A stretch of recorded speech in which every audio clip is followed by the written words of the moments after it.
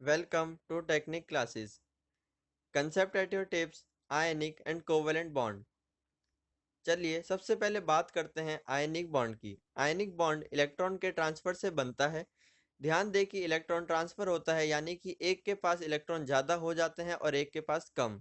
Ionic bond जब टूट जाता है तो उसमें एटम्स अलग नहीं होते हैं। आयनिक बॉन्ड टूटकर आयंस बनाता है।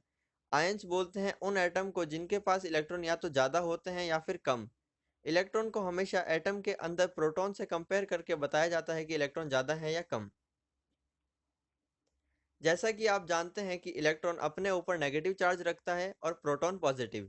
इलेक्ट्रॉन जिसके पास ज़्यादा होते हैं वो एटम नेगेटिव चार्ज हो जाता है और नेगेटिव आयन बनाता है, और जिसके पास इलेक्ट्रॉन कम होता है वो पॉजिटिव आयन बनाता है। आयंस के बारे में अलग वीडियो में बताऊंगा, अभी के लिए इतना काफ़ी है। आयनिक बॉन्ड में अट्रैक्शन होने की वजह से आयनिक बॉन्ड काफ़ी स्ट्रांग होता है, बट आयंस पानी में बहुत जल्दी टूट जाते हैं, इसलिए पानी में आयनिक बॉन्ड वीक बॉन्ड होता है। चलिए अब नज़र डालते हैं कोवेलेंट बॉन्ड पर। कोवेलेंट बॉन्ड में इलेक्ट्रॉन को शेयर किया जाता है, तो इलेक्ट्रॉन ना तो किसी के पास ज़्यादा होते हैं और ना ही कम। कोवेलेंट बॉन्ड टूटकर वापस एटम ही बनाता है। कोवेलेंट बॉन्ड वीक बॉन्ड होता है, बट पानी में आयनिक बॉन्ड से स्ट्रांग हो जाता है। एक कोवेलेंट बॉन्ड में दो इलेक्ट्रॉन शेयर होते हैं। हर एटम अपना एक एक इलेक्ट्रॉन शेयर करता है एक बॉन्ड में, यानी सिंगल बॉन्ड में दो इलेक्ट्रॉन होते हैं, डबल बॉन्ड में चार इलेक्ट्रॉन और ट्रिपल बॉन्ड में छह इलेक्ट्रॉन।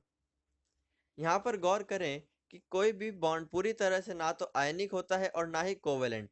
वो दोनों का मिक्सचर होता है और किसी एक बॉन्ड के कैरेक्टर आयनिक या कोवेलेंट बॉन्ड से मैच करते हैं। पहले एक नज़र डालते हैं एनायन और कैटायन पर।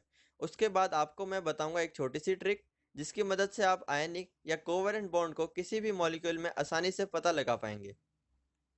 आयन बोलते हैं उस एटम को जिसको इलेक्ट्रॉन चाहिए होता है अपने आउटर मोस्ट शेल में 8 या 2 इलेक्ट्रॉन पूरे करने के लिए, और कैटायन बोलते हैं उस एटम को जिसको इलेक्ट्रॉन देना होता है अपने आउटर मोस्ट शेल में 8 या 2 इलेक्ट्रॉन पूरे करने के लिए। तो ट्रिक ये है कि क्लास जिसकी स्पेलिंग में थोड़ी सी फेरबदल की गई है। सी का मतलब कोवेलेंट, एल का मतलब लार्ज, ए का मतलब एनायन, एस का मतलब स्मॉल और आखिरी सी का मतलब कैटायन। कोवेलेंट बॉन्ड उसमें ज़्यादा होता है जिसमें लार्ज एनायन हो और स्मॉल कैटायन। जितना ज़्यादा इनके साइज में डिफरेंस होगा उतना ही ज़्यादा कोवेलेंट बॉन्ड होगा, और इसके उल्टे होने पर आयनिक बॉन्ड बढ़ेगा, यानी कि लार्ज कैटायन और स्मॉल एनायन। तो ये थी एक छोटी सी ट्रिक। आपको बस कैटायन और एनायन को पहचानना है और उनकी साइज को देखना है।